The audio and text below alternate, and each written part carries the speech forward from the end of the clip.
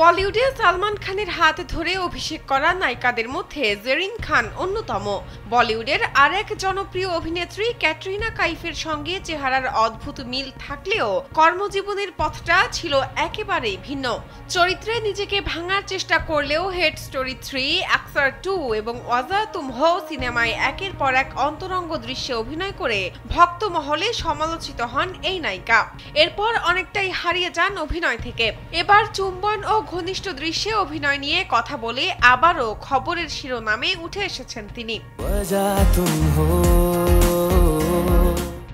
ভারতীয় গণমাধ্যমে দেওয়া এক সাক্ষাৎকারে বলিউডে কাজের তিক্ত অভিজ্ঞতা নিয়ে জেরিন জানিয়েছেন, একটা সময়ের পর তার কাছে শুধুই ঘনিষ্ঠ দৃশ্য আছে এমন সিনেমায় অভিনয়ের প্রস্তাব আসে। তিনি বলেন, আমার কাছে যখন আকসার 2 সিনেমার প্রস্তাব আসে তখন আমি খুবই খুশি হয়েছিলাম। মনে হয়েছিল যে আমি একটি হিট সিনেমার সিকুয়েলের অংশ হতে চলেছি।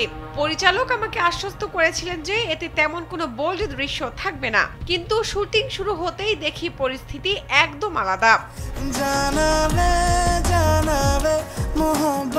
সিনেমায় কাজের বিষয়ে জেরিন আরও জানান, চুমুর দৃশ্য দিয়ে শুরু হলেও পরে একের পর এক অপ্রয়োজনীয় অন্তরঙ্গ মুহূর্ত সংযোজন করা হয়। তিনি আপত্তি জানালে পরিচালক বিষয়টি এড়িয়ে যান। পরিস্থিতি এতটাই দুর্বিষহ হয়ে উঠেছিল যে যেখানে প্রয়োজন নেই এমন দৃশ্যেও তাকে চুমু খেতে বাধ্য করা হয়, এমনকি অদ্ভুত ও অস্বস্তিকর পোশাক পরতেও বাধ্য করা হয়। গণমাধ্যমে দেওয়া এক বিবৃতিতে জেরিন বলেন, একসময় আমি এ বিষয়টি নিয়ে প্রশ্ন তুলি এবং পরিচালক এ নিয়ে প্রযোজকদের সামনে কোনো কথা বলতেই রাজি ছিলেন না।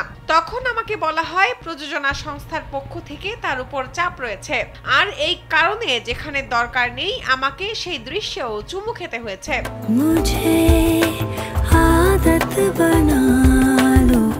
জেরিনের ভাষ্যমতে তার কাছে সবচেয়ে কষ্টের বিষয় ছিল শুটিং চলাকালীন আপত্তি তোলার পর প্রযোজনা সংস্থা তার সঙ্গে এমন আচরণ শুরু করে যেন তিনিই সমস্যার মূল। এমনকি সিনেমার স্পেশাল স্ক্রিনিংয়েও আমন্ত্রণ জানানো হয়নি তাকে। এরপর বলিউডে গুঞ্জন ছড়িয়ে পড়ে জেরিন খুবই আনপ্রফেশনাল এবং তার সঙ্গে কাজ করা খুবই কঠিন। বিনোদন ডেস্ক, কালবেলা।